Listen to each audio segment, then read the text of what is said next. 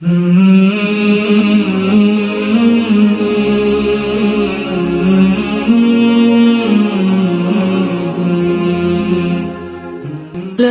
الہ الا اللہ محمد رسول اللہ.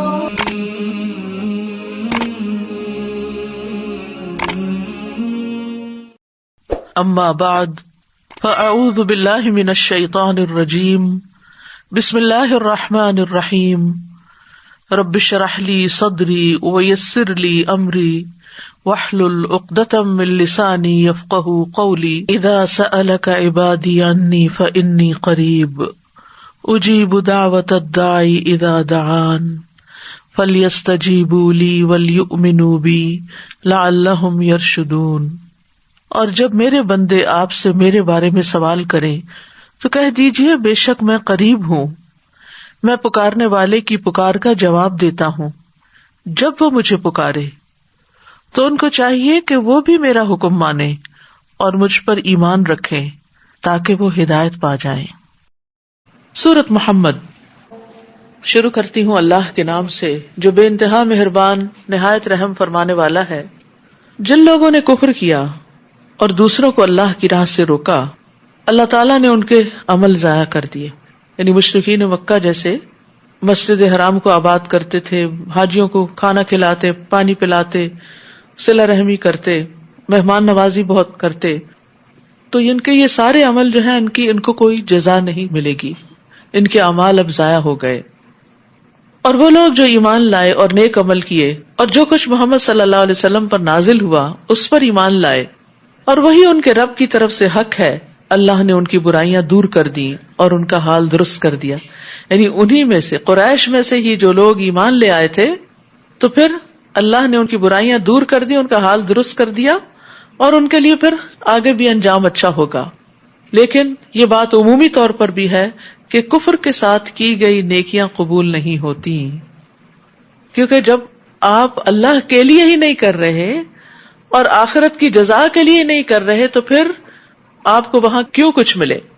یہ اس لیے کہ کافروں نے تو باطل کی پیروی کی اور ایمان والوں نے اس حق کی پیروی کی جو ان کے رب کی طرف سے نازل ہوا. اسی طرح اللہ لوگوں سے ان کی ٹھیک ٹھیک حالت بیان کر دیتا ہے، یعنی ان کی کیا حقیقت ہے، کیا پوزیشن ہے، وہ ان پہ واضح کر دیتا ہے. مسلمانوں، جب کافروں سے تمہاری مٹھ بھیڑ ہو جائے تو ان کی گردنیں مارنا ہے، یہاں تک کہ جب انہیں خوب قتل کر چکو تو انہیں مضبوط باندھ کر انہیں قیدی بنا لو. پھر اس کے بعد یا تو ان پر احسان کرو یا تاوان لے کر چھوڑ دو، جیسے جنگ بدر میں ہوا تھا کہ ان سے فدیہ لیا گیا تھا، یہاں تک کہ لڑائی اپنے ہتھیار ڈال دے.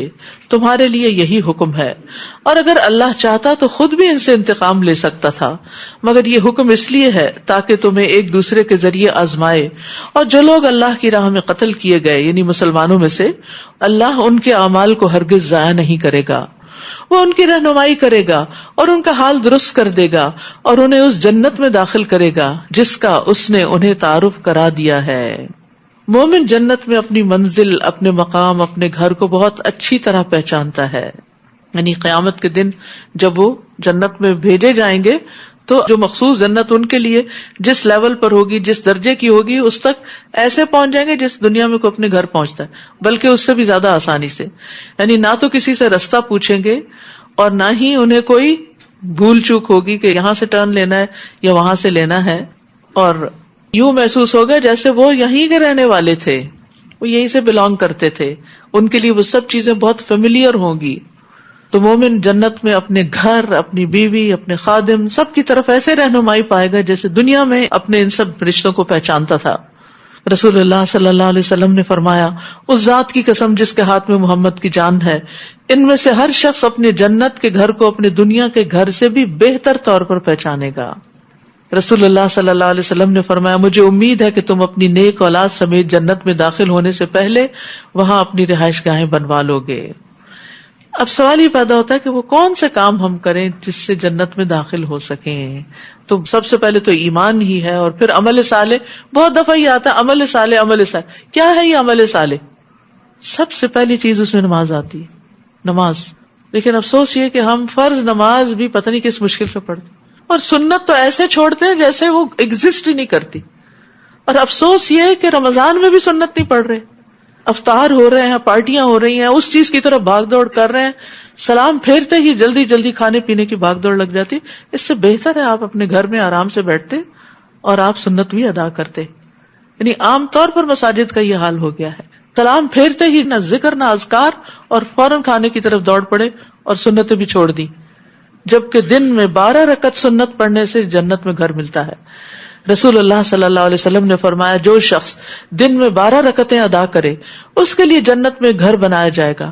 4 رکعتیں ظہر سے پہلے، 2 ظہر کے بعد، 2 مغرب کے بعد، 2 عشاء کے بعد، 2 فجر سے پہلے. اسی طرح چاشت کی 4 رکعتیں اور ظہر سے پہلے 4 رکعتیں پڑھنا بھی جنت میں لے جانے کا باعث ہے. پھر اسی طرح مسجد بنانا، مسجد کی تعمیر کرنا، خواہ وہ چھوٹی سی کیوں نہ ہو. تو زندگی میں اپنے مال کا کچھ نہ کچھ حصہ اللہ کے گھروں کے لیے ضرور رکھیں. بعض اوقات تعمیر کرنا ہوتا ہے، بعض اوقات ان کو چلانے کے لیے ان کے جو روزمرہ کے اخراجات ہوتے ہیں، مثلاً بجلی کا خرچ ہے، پانی کا ہے، ہیٹنگ کا ہے، ان سب چیزوں کے اخراجات کہاں سے چلتے ہیں؟ یہ مسلمانوں کے دیے ہوئے صدقات ہی ہوتے ہیں جو اللہ کی راہ میں وہ دیتے ہیں، جس سے یہ مسجدیں آباد ہوتی ہیں. تو اس لیے اگر تعمیر میں چاہے ایک اینٹ لگوا دیں کہیں بھی، اس کا بھی اہتمام کریں، لیکن جب وہ اینٹ لگ جائے، مسجد بن جائے، مسجد کھڑی ہو جائے تو اس کو آباد کریں. یہ بھی عمل صالح میں سے بہت بڑا عمل ہے. نماز پڑھنے کے لیے آئیں، اس کی آبادی بڑھانے کے لیے آئیں، اور پھر اس کو صاف ستھرا رکھیں، اس کو خوبصورت بنائیں، اس کو نماز پڑھنے والوں کے لیے تیار رکھیں. پھر اسی طرح سورۃ اخلاص پڑھنا، ذکر اذکار کرنا، اللہ کی خاطر کسی سے ملاقات کرنا، یعنی کسی احسان کا بدلہ چکانے کے لیے نہیں، کسی لالچ میں نہیں.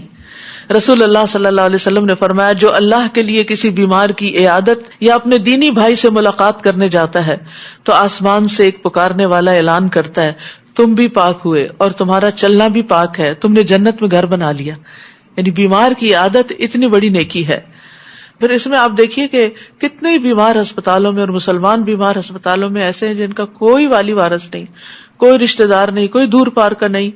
تو ایسی جگہوں پر والنٹیئر بھی کیا جا سکتا ہے، طریقے معلوم کیے جا سکتے ہیں کہ ونس ان اے وائل جا کر ان کو وزٹ کر کے ان کے ساتھ ٹائم سپینڈ کیا جا سکتا ہے. گھروں میں بوڑھے لوگ بیٹھے ہیں، اور ایسے نیکی کے کئی کام ہیں جن کو آپ سوچ سکتے ہیں.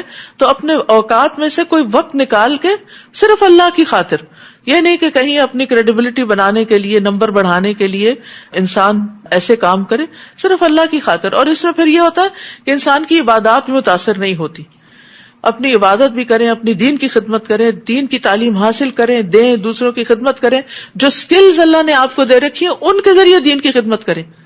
مثلاً اللہ سبحانہ وتعالیٰ نے آپ کو ٹیکنالوجی کا علم دیا ہے تو اس ٹیکنالوجی سے دین کی خدمت کریں، والنٹیئر کریں.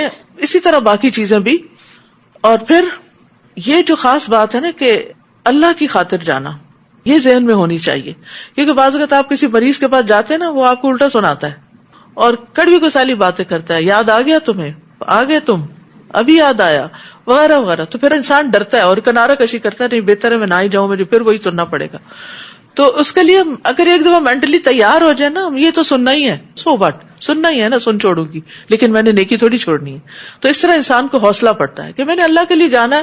وہ چند باتیں بس ایک کان سے سن کے دوسرے سے نکال کے دل پہ نہ جمائی جائیں، کیونکہ وہ بیچارے کی حالت ایسی ہے، اگر ہم بھی اللہ نہ کرے ایسی حالت میں تو پتہ نہیں ہم اس سے کئی ورسٹ ہی نہ ہو. یعنی ہم دوسروں کے اوپر تو جلدی تنقید کر لیتے ہیں، جب اپنے باری آتی ہے کوئی ریئیکشن کی تو بعض اوقات ہمارے ریئیکشن سب سے زیادہ ورسٹ ہوتے ہیں. پھر اسی طرح صفوں کو پر کرنا جنت میں لے جانے کا باعث ہے. صفیں پر کرنا، اس میں ہم بہت کوتاہی کرتے ہیں، یہ دھیان نہیں رکھتے دائیں بائیں کیا ہو رہا ہے. رسول اللہ صلی اللہ علیہ وسلم نے فرمایا جو شگاف کو پر کرتا ہے اللہ اس کے لیے جنت میں گھر بناتا ہے اور اس کے ذریعے اس کا درجہ بلند کرتے ہیں. کیونکہ ہم عمل صالح کی بات کرتے رہتے ہیں نا، تو بعض اوقات ہم عمل صالح صرف حاجی عمرہ یا حرم جانے کو سمجھتے ہیں کہ وہ زیادہ عمل صالح ہے. لیکن اگر ہم صف میں کھڑے نماز پڑھ رہے ہیں کسی عام مسجد میں اور اس کا گیپ فل کر رہے ہیں تو شاید یہ عمل صالح نہیں. اگر آپ اللہ کی خاطر اس گیپ کو فل کرتے ہیں تو یہ بھی جنت میں لے جا سکتا ہے. پھر اسی طرح اللہ کی خاطر جھگڑا چھوڑ دینا، اپنے حق سے دستبردار ہو جانا. رسول اللہ صلی اللہ علیہ وسلم نے فرمایا میں ذمہ دار ہوں ایک محل کا جنت کی ایک جانب میں اس شخص کے لیے جو جھگڑا چھوڑ دے، اگرچہ حق پر ہو، اور ایک محل کا جنت کے درمیان میں اس شخص کے لیے جو جھوٹ چھوڑ دے اگرچہ مذاق میں ہو، اور جنت کی اعلیٰ منزلوں میں ایک محل کا اس شخص کے لیے جو اپنے اخلاق کو عمدہ بنا لے۔ یا ایھا الذین آمنوا ان تنصروا اللہ ینصرکم ویثبت اقدامکم، اے لوگو اگر تم اللہ کے دین کی مدد کرو گے تو وہ تمہاری مدد کرے گا اور تمہیں ثابت قدم رکھے گا، یعنی دین پر جمع کر رکھے گا۔ یعنی اگر تم اپنی جان سے، مال سے، صلاحیتوں سے، اوقات سے اللہ کے دین کی خدمت کرو گے تو اللہ تعالیٰ تمہیں دین پر جمائے رکھے گا، پھر انشاءاللہ خاتمہ بخیر ہوگا۔ اور جن لوگوں نے کفر کیا ان کے لیے تباہی ہے اور وہ ان کے اعمال برباد کر دے گا۔ کفر کے ساتھ نیک اعمال قبول نہیں ہوتے، یہ اس لیے کہ جو کچھ اللہ نے نازل کیا تھا اسے انہوں نے ناگوار سمجھا، اللہ کی باتیں انہیں پسند نہ آئیں تو اللہ نے ان کے اعمال ضائع کر دیے۔ یاد رکھیے کفر صرف یہ نہیں ہوتا کہ میں اللہ کو نہیں مانتا، یہ بھی کفر میں آ جاتا ہے کہ مانتا تو ہوں لیکن یہ کیا ہے قرآن میں، ایسا کیوں ہے اور ویسا کیوں ہے، یعنی ان احکامات کے ساتھ بغض رکھنا جو اللہ نے نازل کیے اور ان کو ناپسند کرنا، یہ بھی اعمال کے ضائع کرنے کا باعث بن جاتے ہیں۔ کیا وہ زمین میں چل پھر کر نہیں دیکھتے کہ جو لوگ ان سے پہلے گزر چکے ہیں ان کا کیا انجام ہوا، اللہ نے انہیں تہس نہس کر دیا اور کافروں کے لیے ایسی ہی سزائیں ہوتی ہیں۔ یہ اس لیے کہ ایمان لانے والوں کا تو حامی اللہ ہے اور کافروں کا کوئی بھی حامی نہیں۔ جو لوگ ایمان لائے اور نیک عمل کیے اللہ یقیناً انہیں ایسے باغوں میں داخل کرے گا جن میں نہریں بہ رہی ہیں، اور جو کافر ہیں وہ چند روزہ فائدے اٹھا لیں، اور وہ اس طرح کھاتے ہیں جیسے چوپائے کھاتے ہیں اور ان کا ٹھکانہ دوزخ ہے۔ یعنی جس طرح چوپایوں کو صرف کھانے سے دلچسپی ہوتی ہے تو جو لوگ دنیا کے لیے جیتے ہیں پھر وہ دنیا کے عیش و عشرت اور دنیا کے مزے اور ان میں سب سے بڑا مزہ کھانے کے پیچھے لگے رہتے ہیں، یعنی ان کا پیٹوں اور شرمگاہوں کے سوا اور کوئی مقصد نہیں ہوتا، اور کل آنے والے دن میں جو کچھ ہوگا اس سے وہ غافل ہیں۔ اور یہ بھی کہا گیا کہ مومن دنیا سے زیادہ راہ لیتا ہے، یعنی دنیا کی زندگی سے اپنی ضرورت کے تحت چیزیں استعمال کرتا ہے، اور منافق مزین ہوتا ہے، یعنی وہ اپنے آپ کو ہر وقت بیوٹیفائی کرنے اور ڈیکوریٹ کرنے کے پیچھے لگا رہتا ہے، اور کافر عیش کرتا ہے، یعنی ہر ایک کا درجہ ہے۔ اور یہ ایک حقیقت ہے کہ اگر آپ اللہ کا حق اور بندوں کا حق دینے والے ہو جائیں تو پھر اس کے بعد آپ کے پاس اتنا وقت نہیں بچتا کہ آپ اپنے آپ کو یا اپنے گھر کو یا ہر چیز کو صرف سجاتے ہی چلے جائیں۔ رسول اللہ صلی اللہ علیہ وسلم نے یہ بھی فرمایا مومن ایک آنت میں کھاتا ہے اور کافر 7 آنتوں میں کھاتا ہے، یعنی خود پیٹ بھر کے کھاتا اور پیتا ہے، اور زیادہ کھانے والے کا انجام اچھا نہیں۔ ایک شخص نے نبی صلی اللہ علیہ وسلم کے سامنے ڈکار لی، آپ نے فرمایا اپنی ڈکار کو ہم سے دور رکھو، کیونکہ دنیا میں زیادہ پیٹ بھر کے کھانے والے قیامت کے دن سب سے زیادہ بھوکے رہیں گے۔ تو اس لیے کھانا جب کھائیں تو تھوڑا بھوک رکھ کے کھائیں، اور خصوصاً رمضان میں افطار کے وقت احتیاط سے کھائیں تاکہ آپ کی تراویح اچھی ہو سکے۔ اور کتنی ہی بستیاں تھیں جو آپ کی اس بستی سے بڑھ کر طاقتور تھیں، جن کے رہنے والوں نے آپ کو نکال دیا ہے، ہم نے انہیں ہلاک کیا تو ان کا کوئی بھی مددگار نہ ہوا۔ بھلا جو شخص اپنے رب کی طرف سے ایک واضح دلیل پر ہو، اس شخص جیسا ہو سکتا ہے جس کے برے عمل اسے خوشنما بنا کر دکھائے جا رہے ہوں اور وہ اپنی خواہشات کی پیروی کر رہے ہوں۔ جس جنت کا پرہیزگاروں سے وعدہ کیا گیا ہے اس کی شان یہ ہے کہ اس میں پانی کی نہریں ہیں جو کبھی باسی نہ ہوگا۔ ٹھہرا ہوا پانی پرانا ہو جاتا ہے نا، تو جنت کی نہروں کا پانی پرانا نہیں ہوگا۔ اور دودھ کی نہریں ہیں جس کا مزہ کبھی نہیں بدلے گا، دودھ بھی تھوڑی دیر رکھ دے تو ذائقہ خراب ہو جاتا ہے۔ اور شراب کی نہریں ہیں جو پینے والوں کے لیے لذیذ ہوگی، اور کچھ نہریں صاف شہد کی ہوں گی، یعنی جن میں کوئی بھی میل کچیل نہیں ہوگا، مکھیوں کے پر اور ٹانگیں وغیرہ نہیں ہوں گی۔ نیز ان کے لیے ہر طرح کے پھل ہوں گے اور ان کے رب کی طرف سے مغفرت ہوگی۔ ایسا شخص کیا ان لوگوں کی طرح ہو سکتا ہے جو ہمیشہ آگ میں رہنے والے ہوں اللہ، اور انہیں پینے کو کھولتا ہوا پانی دیا جائے جو ان کی آنتیں کاٹ کے رکھ دے؟ اللہ ہم سب کو اس سے بچائے۔ اور ان میں سے کچھ ایسے ہیں یعنی منافقین جو آپ کی بات کان لگا کے سنتے ہیں، پھر جب تمہارے ہاں سے باہر جاتے ہیں تو ان لوگوں سے جنہیں علم دیا گیا پوچھتے ہیں کہ ابھی ابھی اس نبی نے کیا کہا تھا۔ یعنی مجلس میں بیٹھتے ہیں تو اس طرح سر ہلا ہلا کے بتاتے ہیں جیسے ہمیں سب سے زیادہ سمجھ آ رہا ہو، لیکن سمجھتے کچھ نہیں، دھیان کہیں اور لگا ہوا ہے، اور باہر جا کے پوچھتے ہیں آج بھلا اہم بات کون سی ہوئی تھی۔ یہی لوگ ہیں جن کے دلوں پر اللہ نے مہر لگا دی اور وہ اپنی خواہشوں کے پیچھے لگے ہوئے ہیں۔ خواہشات کے پیچھے لگے رہنا ہی دراصل انسان کو دین کے علم میں، سمجھ میں، اللہ اور اس کے رسول کی بات کی سمجھ میں پیچھے کر دیتا ہے۔ اور جن لوگوں نے ہدایت پائی اللہ ان کو اور زیادہ ہدایت دیتا ہے اور تقوی عطا کرتا ہے. کیا اب یہ لوگ بس قیامت کا انتظار کر رہے ہیں کہ وہ یکدم ان پہ آ پڑے؟ اس کی نشانیاں تو آ چکی ہیں. جب قیامت آ جائے گی تو پھر ان کے لیے نصیحت قبول کرنے کا کون سا موقع باقی رہ جائے گا؟ وہ تو بس جزا کا دن ہے. پھر فَاعْلَمْ أَنَّهُ لَا إِلَهَ إِلَّا اللَّهُ وَاسْتَغْفِرْ لِذَنبِكَ وَلِلْمُؤْمِنِينَ وَالْمُؤْمِنَاتِ وَاللَّهُ يَعْلَمُ مُتَقَلَّبَكُمْ وَمَثْوَاكُمْ. بس آپ جان لیجئے کہ اللہ کے سوا کوئی الہ نہیں. جان لیجئے، علم حاصل کیجئے، اور اپنے لیے نیز مومن مردوں اور عورتوں کے لیے بھی گناہ کی معافی مانگیے.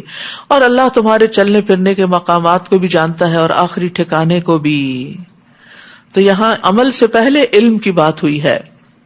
سفیان ابن عیینہ سے مروی ہے کہ ان سے علم کی فضیلت کے بارے میں پوچھا گیا کہ اس کے ورچوز کیا ہیں. تو انہوں نے کہا کیا تم نے اللہ کا یہ فرمان نہیں سنا کہ جس کا آغاز ہی اللہ نے علم کے ساتھ کیا؟ فَاعْلَمْ أَنَّهُ لَا إِلَهَ إِلَّا اللَّهُ وَاسْتَغْفِرْ لِذَنبِكَ. اللہ نے عمل کا حکم علم کے بعد دیا. اسی طرح فرمایا اعلموا انما الحیات الدنیا لعب. جان لو کہ دنیا کی زندگی کھیل تماشے کے سوا کچھ نہیں. ایک اور جگہ پر فرمایا وَاعْلَمُوا أَنَّمَا أَمْوَالُكُمْ وَأَوْلَادُكُمْ فِتْنَةٌ. جان لو تمہارے مال اور اولاد فتنہ ہے.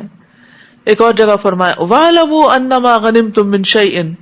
جان لو کہ بے شک جو بھی تم غنیمت حاصل کرو. پھر اس کے بعد تقسیم کا حکم دیا گیا.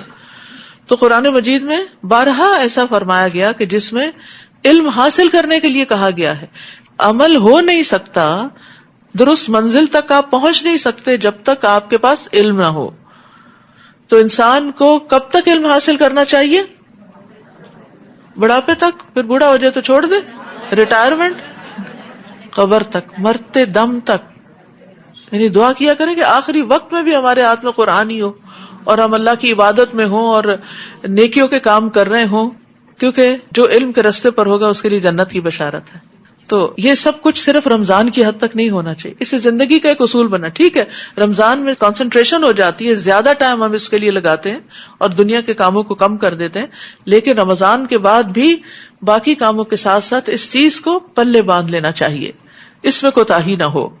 اب سمر آ رہا ہے نا، تو پھر ایک اور آزمائش ہوتی ہے. سمر ہے، روز باہر جانا، دھوپ میں جانا، پکنک، پارٹی، پارک جانا، ان چیزوں کے لیے انسان پھر اتنے اہتمام کرنے لگتا ہے کہ علم کی مجلسوں سے دور ہو جاتا ہے.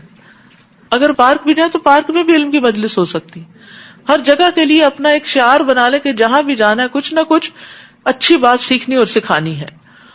وَيَقُولُ الَّذِينَ آمَنُوا لَوْلَا نُزِّلَتْ سُورَةٌ. اور جو لوگ ایمان لائے ہیں وہ کہتے ہیں کہ جنگ سے متعلق کوئی سورت کیوں نہیں نازل ہوتی. پھر جب ایسی محکم سورت نازل کی گئی جس میں جنگ کا ذکر تھا تو آپ نے دیکھا کہ جن لوگوں کے دلوں میں نفاق کا مرض ہے وہ آپ کی طرف یوں دیکھتے ہیں جیسے کسی شخص پر موت کی غشی ڈالی گئی ہو. ایسے لوگوں کے لیے ہلاکت ہے. چاہیے تو یہ تھا کہ وہ نبی کی اطاعت کرتے اور بھلی بات کہتے. پھر جب جہاد کا معاملہ طے پا گیا تو اگر وہ اللہ سے کیے ہوئے عہد میں سچے رہتے تو یہ ان کے لیے بہتر تھا. پھر اے منافقو، تم لوگوں سے کیا بعید ہے کہ اگر تم حاکم ہو جاؤ تو زمین پر فساد کرنے لگو اور قطع رحمی کرنے لگو. رحم دو صورتوں میں ہوتا ہے، ایک عام اور ایک خاص. عام رحم دینی رشتہ داری ہے، دینی تعلقات ہیں، جن لوگوں سے آپ دین کی وجہ سے ملتے ہیں. اس میں ایمان اور ایمان والوں کے ساتھ محبت کے لازم ہونے کی وجہ سے صلہ رحمی واجب ہوتی ہے کہ ان کی مدد کی جائے، خیر خواہی کی جائے، تکلیف نہ دی جائے، عدل کیا جائے، ان کے حقوق بجا لائے جائیں، انصاف کیا جائے ان کے درمیان، بیماروں کی عادت کی جائے، مر جائے تو غسل دیا جائے، جنازہ پڑھا جائے، دفن کیا جائے، وغیرہ وغیرہ. یہ عام رحم ہے. اور خاص رحم رشتہ داروں کے معاملے میں رحم ہے جو ماں اور باپ دونوں کی طرف سے بنتے ہیں، یعنی ماں کے رشتہ دار بھی اور باپ کے رشتہ دار بھی. اور ان کے کچھ خاص حقوق ہوتے ہیں جیسے کچھ خرچہ دینا، ان کی دیکھ بھال کرنا، مجبوریوں کے اوقات میں ان کا خیال رکھنا. تو جب بہت سارے حقوق اکٹھے ہو جائیں تو سب سے قریبی رشتہ دار سے آغاز کرنا چاہیے. تو قطع رحمی کے نقصانات ہیں، یعنی یہ نہیں کہ اگر ہم رشتہ داریاں توڑتے ہیں تو اس کا نقصان نہیں، صرف کرنے کا ہی فائدہ نہیں، نہ کرے تو نقصان بھی ہے. نبی صلی اللہ علیہ وسلم نے فرمایا بے شک بنی آدم کے اعمال ہر جمعرات کو پیش کیے جاتے ہیں اور قطع رحمی کرنے والے کے اعمال قبول نہیں ہوتے، اس کی نیکیاں رکھ دی جاتی ہیں. نبی صلی اللہ علیہ وسلم نے فرمایا جس نے رشتوں سے کاٹا یا جھوٹی قسم اٹھائی وہ مرنے سے پہلے اس کا وبال دیکھے گا. استغفر اللہ. رسول اللہ صلی اللہ علیہ وسلم نے فرمایا کسی مسلمان کے لیے حلال نہیں کہ اپنے بھائی کو 3 دن سے زیادہ چھوڑے رکھے، یعنی ناراضگی کے بعد 3 دن تک خفا رہے، بس اس کے بعد جس نے 3 دن سے زائد چھوڑ دیا اور اسی حالت میں مر گیا وہ آگ میں جائے گا. تو اس لیے یہ بغض اور دشمنیاں اور ناراضگیاں لمبی نہیں چلانی چاہیے. اولئک الذین لعنہم اللہ، یہی لوگ ہیں جن پر اللہ نے لعنت کی ہے. فاصمہم واعمی ابصارہم، پھر اس نے انہیں بہرا کر دیا اور ان کی آنکھوں کو اندھا کر دیا ہے، ان کو سمجھ ہی نہیں آتی کہ وہ کیا غلط کر رہے ہیں. اسی لیے آپ دیکھیں کہ جو لوگ رشتوں کو کاٹتے ہیں نا، ان کو جب کوئی اچھی بات بتائی جائے تو وہ اپنی اتنی حجتیں پیش کرتے ہیں کہ اپنے آپ کو جسٹیفائی کر لیتے ہیں اور تعلقات اور حقوق ادا کرنا چھوڑ دیتے ہیں. افلا يتدبرون القرآن ام على قلوب اقفالها، کیا یہ لوگ قرآن میں غور نہیں کرتے یا ان لوگوں کے دلوں پر قفل چڑھے ہوئے ہیں؟ تو تالا لگا دل جو ہے وہ بند دروازے کی طرح ہے، یعنی دل کے دروازے بند ہیں جس کو تالا لگا ہوا ہے. جب تک تالا نہ کھولا جائے اس وقت تک دروازہ نہیں کھلتا. دروازہ نہ کھلے تو انسان اندر نہیں جا سکتا. تو جن لوگوں کے دلوں پر تالے چڑھے ہوئے ہیں ان کے اندر ایمان اور قرآن داخل نہیں ہوتا. حالانکہ قرآن جب دل میں آ جاتا ہے تو یہ دلوں کو کھول دیتا ہے اور عقل کو تیز کر دیتا ہے. کعب کہتے ہیں قرآن کو لازم پکڑو کیونکہ قرآن عقل کی تیزی، حکمت کی روشنی اور علم کا سرچشمہ ہے، اور اللہ کی طرف سے نازل ہونے والی کتابوں میں سب سے نئی کتاب ہے. اللہ نے تورات میں یہ بات فرمائی ہے کہ اے محمد میں تم پر جدید تورات نازل کروں گا جو نابینا آنکھوں، بہرے کانوں اور غفلت میں پڑے ہوئے دلوں کو کھول دے گی. تو قرآن سے ہی دل کھلتے ہیں. اور اس میں ہماری جو ویکینڈز پر کلاسز ہوتی ہیں تدبر کی، وہ قرآن میں ان ڈیپتھ اسٹڈی ہوتی ہے. تو جیسے رمضان میں آپ نے پڑھ لیا، ایک رواں ترجمہ پڑھ لیا، پھر تعلیم القرآن کورس ہوتا ہے جس میں آپ ذرا ڈیٹیل میں تفسیر پڑھتے ہیں، پھر اس سے اگلے لیول پر. تو جن لوگوں نے تعلیم القرآن کر لیا میں ان کو ریکمینڈ کروں گی کہ وہ تدبر کے جو 30 29 اور 28 کے لیکچر ضرور سنیں. انشاءاللہ آپ دیکھیں گے کہ دل کی دنیا ہی اور ہو جاتی ہے، کیونکہ جو جو انسان قرآن میں غور و فکر کرتا ہے تو اس کی کیفیات بدلنے لگتی ہیں. کیونکہ دل پہ کوئی بھی چیز جب آتی ہے تو کیفیت میں تبدیلی پیدا ہوتی ہے، سوچ بدلتی ہے، انسان کے عمل میں تبدیلی آتی ہے. ان الذین ارتدوا علی ادبارہم، جن لوگوں پر ہدایت واضح ہو چکی ہے پھر اس کے بعد وہ الٹے پھر گئے، شیطان نے ان کے اعمال ان کو خوشنما کر کے دکھائے. یعنی کچھ لوگ ہیں جو ہدایت کو سمجھتے ہیں اچھی طرح، لیکن پھر وہ دنیا کی طرف مائل ہو جاتے ہیں اور شیطان ان کو اسی میں آگے بڑھاتا جاتا ہے اور ان کو خوش کرتا ہے کہ یہ تمہارا فیلڈ جو ہے وہ بہت اچھا ہے، اور انہیں تادیر زندہ رہنے کی آرزو دلائی. یہ اس لیے کہ ان منافقین نے ان لوگوں یعنی یہود سے کہا جو اللہ کے نازل کردہ دین کو ناپسند کرتے تھے کہ ہم تمہاری کچھ باتیں مان لیں گے اور اللہ ان کے راز کی باتوں کو خوب جانتا ہے. پھر اس وقت ان کا حال کیا ہوگا جب فرشتے ان کی روح قبض کریں گے تو ان کے چہروں اور پشتوں پر مار رہے ہوں گے. یہ اس لیے کہ وہ ایسی بات کے پیچھے لگ گئے جس نے اللہ کو ناراض کر دیا اور اس کی رضا اختیار کرنا پسند نہ کیا. تو اللہ نے ان سب کے اعمال ضائع کر دیے. اب دیکھیے سورت میں بار بار اعمال کے ضائع ہونے کی بات ہے. اب یہ قرآن میں غور و فکر اور تدبر سے ہی پتہ چلتا ہے کہ کن کن چیزوں سے یا قول سے یا عمل سے انسان کے اعمال ضائع ہو جاتے ہیں. جن لوگوں کے دلوں میں مرض ہے کیا وہ یہ سمجھے ہوئے ہیں کہ اللہ ان کے کینے ظاہر نہیں کرے گا؟ اور اگر ہم چاہیں تو ایسے لوگ آپ کو دکھا دیں اور آپ انہیں ان کے چہروں سے خوب پہچان لیں، تاہم آپ انہیں ان کے انداز کلام سے ہی پہچان لیں گے، اور اللہ تم سب کے اعمال کو خوب جانتا ہے. ہم ضرور تمہیں آزمائیں گے تاکہ یہ معلوم کر لے کہ تم میں سے مجاہد کون ہے اور صابر کون، اور تمہارے احوال کی جانچ پڑتال کریں گے. ان الذین کفروا وصدوا عن سبیل اللہ، بلا شبہ جن لوگوں نے کفر کیا اور اللہ کے راستے سے دوسروں کو روکتے رہے اور ہدایت واضح ہو جانے کے بعد رسول کی مخالفت کی، وہ اللہ کا کچھ بھی نہیں بگاڑ سکتے، اور اللہ ایسے لوگوں کے اعمال برباد کر دے گا.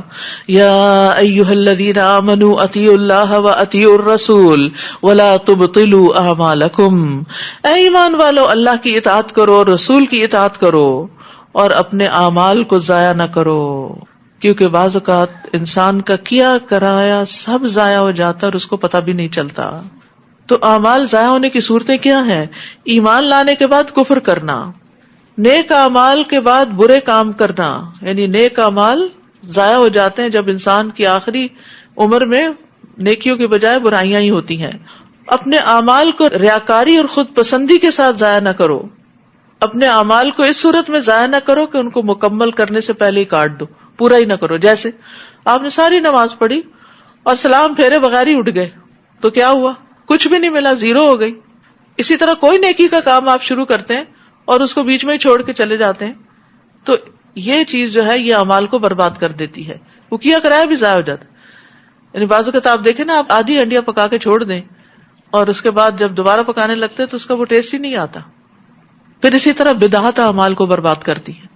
رسول اللہ صلی اللہ علیہ وسلم نے فرمایا، جس نے ہمارے اس دین میں از خود کوئی نئی چیز پیدا کر لی جو اس میں نہیں تھی تو وہ رد ہے.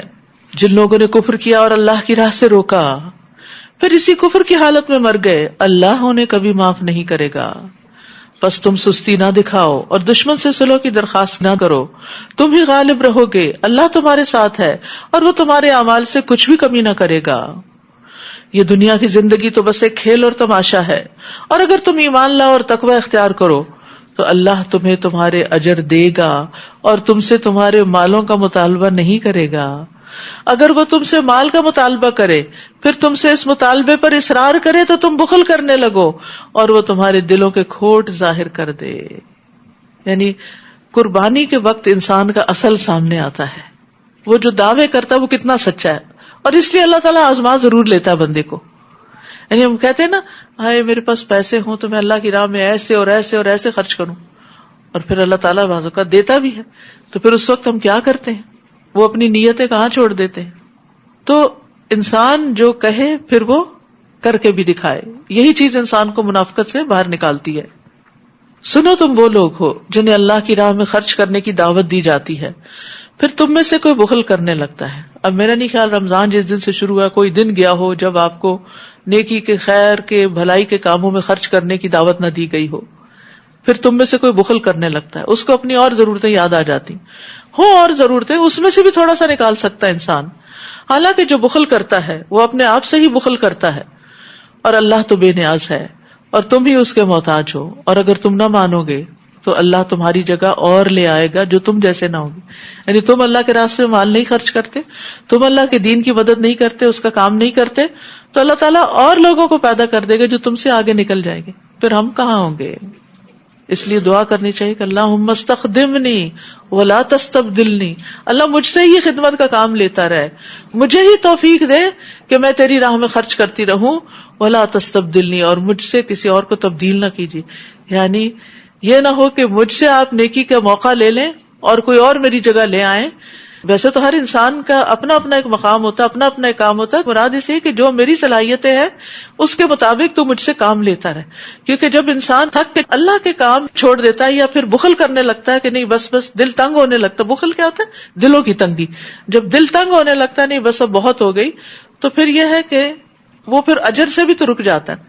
جتنی دیر ہم کرتے رہتے ہیں اتنی دیر اجر بھی ملتا رہتا ہے، اور جب ہم چھوڑتے ہیں تو ادھر سے وہ بھی دروازہ بند ہو جاتا ہے. تو آپ یوں ہی امیجن کیا کریں جیسے وہ ریور آف خیر کے پروجیکٹس ہیں نا، تو ریور کیا ہے؟ بہتا رہتا ہے، یعنی چلتا رہتا ہے. یعنی نیکی کے کام میں رکتا نہیں، کیونکہ جب ریور سوکھ جاتا ہے تو پھر نہ اس سے فصلیں اگتی ہیں، نہ ہی انسان اور جانور پانی پیتے ہیں. تو اسی لیے اگر آپ جیسے پلج فارمز ہیں اگر ان میں سے لے لیں اور منتھلی یا ویکلی یا اینولی کچھ نہ کچھ خیر کے کاموں میں یعنی حصہ ڈال دیں، تو اس سے یہ فائدہ ہوتا ہے کہ انسان بعض اوقات خود کرنے لگتا تو بھول بھی جاتا ہے، لیکن اگر کوئی سسٹم سیٹ کر لیتا ہے تو اس میں انسان خود نہیں بھولتا. اور یہ یاد رکھیے، پکی بات ہے، قسم کھا کے بتائی گئی کہ صدقہ کرنے سے مال کم نہیں ہوتا. جو خرچ کرتا ہے اللہ تعالیٰ پیچھے اور لے آتا ہے. تو ہو سکتا ہے کہ اگر آپ اس طرح کی کوئی کمٹمنٹ کریں تو اس سے فائدہ آپ کو یہ ہو کہ آپ کی نیت کی وجہ سے جو آئندہ بھی آپ کرنے والے ہیں، آپ کی جو کئی مصیبتیں اور بلائیں جو ہیں وہ رک جائیں. کیونکہ ہماری دعائیں اور صدقے اور نیک اعمال اوپر چڑھتے ہیں، اور جب بلائیں اترتی ہیں تو وہ ان کو پیچھے دھکیلتے ہیں کہ تم نہیں اتر سکتے. تو اللہ تعالیٰ سے ہمیں دعا کرنی چاہیے کہ ہمارے لیے بھی ایسے چشمے جاری کر دے کہ جو کبھی نہ سوکھیں، جیسے حضرت عثمان بن مظعون کے لیے چشمہ جاری کر دیا گیا. اور بخل جو ہے وہ انسان کی بدترین صفت ہے. نبی صلی اللہ علیہ وسلم نے فرمایا، آدمی میں سب سے بدترین چیز بے صبرے پن کے ساتھ بخل اور حد سے زیادہ بزدل ہونا. اللہ ان سب چیزوں سے ہم کو بچا. یعنی بے صبرا پن کہ چھوٹی سی تکلیف برداشت نہ ہو. بخل یعنی کہ نیکی کے کام کے لیے چاہے وقت ہو، مال ہو اور صلاحیتیں ہوں، دینے سے کترائے. اور حد سے زیادہ بزدل کہ چھوٹی سی کوئی بات دیکھے. ہوتا یہ کہ جب ہم دین کی طرف آتے ہیں نا تو کئی خطرات بھی ساتھ آتے ہیں, کئی تھریٹس بھی ہوتے ہیں, تو انسان دیکھ کے اچھا اس راستے میں تھریٹ ہے, تو جیسے منافقین کرتے تھے تو پھر وہ کام چوری کرنے لگتے تھے. تو انسان کو جب بھی وہ نیکی کا کوئی کام کرنے لگتا ہے تو یہ یاد رکھنا چاہیے کہ رسک فیکٹر ساتھ ہی ہے. شیطان کا بھی رسک ہے, نیت کی خرابی کا رسک بھی ہے, لوگوں کی تنقید کا بھی رسک ہے, کوئی آپ پہ باتیں بنائے گا, کوئی آپ کو دھمکیاں دے گا, اور جو جتنا زیادہ کرتا ہے اس کے لیے اتنے ہی مسائل بڑھتے چلے جاتے ہیں. لیکن جب انسان ساتھ ساتھ صدقہ خیرات کرتا رہتا ہے تو اللہ کی مدد بھی اتنی آتی ہے. ان تنصروا اللہ ینصرکم, اسی صورت میں آیا ہے. لیکن جب انسان بخل کرتا ہے تو اس کی وجہ سے مصیبتیں آتی ہیں. نبی صلی اللہ علیہ وسلم نے فرمایا جب لوگ دینار اور درہم میں بخل کرنے لگے, عمدہ اور بڑھیا چیزیں خریدنے لگے, یعنی غریب پہ تو خرچ نہ کریں, اپنے ہی اوپر بار بار خرچ کرتے چلے جائیں, گائے کی دموں کی پیروی کرنے لگے, جہاد فی سبیل اللہ کو چھوڑ دیں, تو اللہ ان پر مصائب نازل کرے گا, اور اس وقت تک انہیں دور نہیں کرے گا جب تک لوگ اپنے دین کی طرف واپس نہ آ جائیں. تو اس میں خاص طور پر دین کی خدمت یا دین کو پھیلانے اور دین کو عام کرنے کی بات ہے. اس کے لیے بھی انسان کو اپنے وقت کا کچھ نہ کچھ حصہ ضرور نکالنا چاہیے. اور اس میں صرف ٹائم مینجمنٹ کی بات ہے کہ آپ اپنے اوقات کی تقسیم اگر کریں تو ساری چیزیں ہو جاتی ہیں, گھر کے کام بھی ہو جاتے ہیں, ذاتی ضروریات بھی پوری ہو جاتی ہیں, اور دین کا کام بھی ہو جاتا ہے. یعنی کچھ لوگ تو ایسے ہوتے ہیں کہ جو فل ٹائم ڈیڈیکیٹڈ ہو کے کام کرتے ہیں, لیکن سب کے حالات اس کی اجازت نہیں دیتے. بچے ہیں, چھوٹے والدین ہیں, بوڑھے, یا کوئی اور اس طرح کی ضروریات مصروفیات ہیں. تو ایسی صورت میں بھی انسان اپنے آپ کو صرف یہ نہ سمجھے کہ اب مجھے اللہ کے راستے میں کچھ بھی مال وقت دینے کی ضرورت نہیں. اگر جان نہیں دے سکتے تو مال دے سکتے ہیں, مال نہیں دے سکتے تو اپنی جسمانی خدمات دے سکتے ہیں. وآخر دعوانا ان الحمد للہ رب العالمین. سبحانک اللہم وبحمدک, اشہد ان لا الہ الا انت, استغفرک و اتوب الیک. السلام علیکم ورحمۃ اللہ وبرکاتہ.